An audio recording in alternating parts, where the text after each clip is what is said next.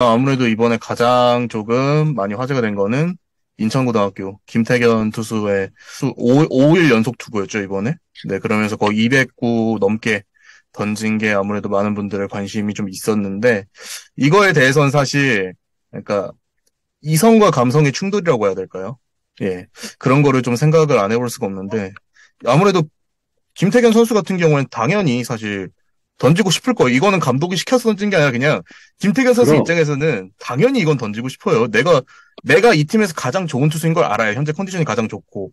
게다가 심지어 현재 대표팀 같은 경우는 당시에 아무래도 안타깝게도 배창현 선수가 조금 이탈하는 그런 상황도 있었고, 투수 풀이 아무래도 충분하지 않은 그런 부분이 있었지만, 근데 사실 생각을 해보면은 그 투수들 다 한국에서 거의 2라운드 내에 지명되는 투수들 데려간 거 아니었나요? 네, 그런 느낌도 있고, 사실 이거는 좀 그런 느낌이 있어요. 원래도 사실 충암이 투수 한 시즌에 2명 아니면 3명 씁니다. 네, 그쵸.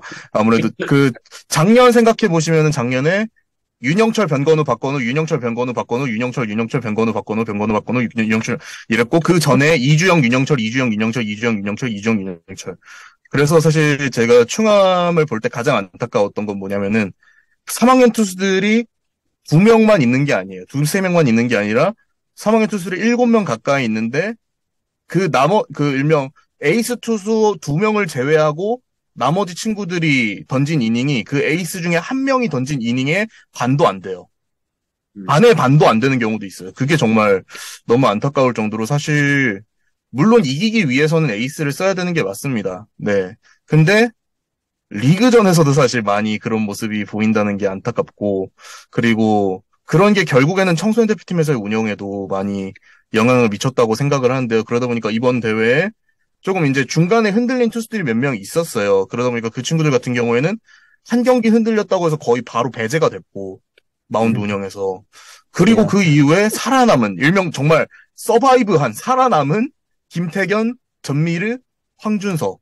이 세 명만 거의 주력적으로 썼단 말이죠. 그 중에도 전미르는 거의 마지막에 6회, 7회에 나와서 마무리로만 등판을 했고, 결국엔 김태견이 일명 롱릴리프 형식으로 많이 경기를 가져갔는데, 이게 어쨌든 그래서 김태견 선수 입장에서 자신이 에이스라는 그런 사명감을 갖고, 워낙에 인천고등학교 시절에도 그런 걸 많이 보여준 친구니까, 당연히 동메달이라는 기회가 걸린 상황에서 던지고 싶었을 건데, 결국 이건 감성이고, 저는 이런 감성을 이성적으로 제지해 줘야 되는 게 어른들, 코칭 스태프들이라고 생각을 합니다.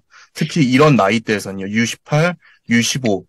점점 나이가 내려갈수록 더 그래요. U23에서는 혹시 모르겠어요. U23에서는 이제 그래도 선수들도 어느 정도 성인이고 그거 같은 경우는 모르겠습니다. U18 같은 경우는 이제 이 선수들이 앞으로 15년, 20년을 더 던진 투수들인데 이거를 당장 눈앞에 그것만 보고 달려들 때 그거를 어느 정도 타협점을 찾아줘야 하는 것이 코칭 스태프가 아닌가라는 점이 있어서 그 점은 조금 아쉬웠습니다. 네.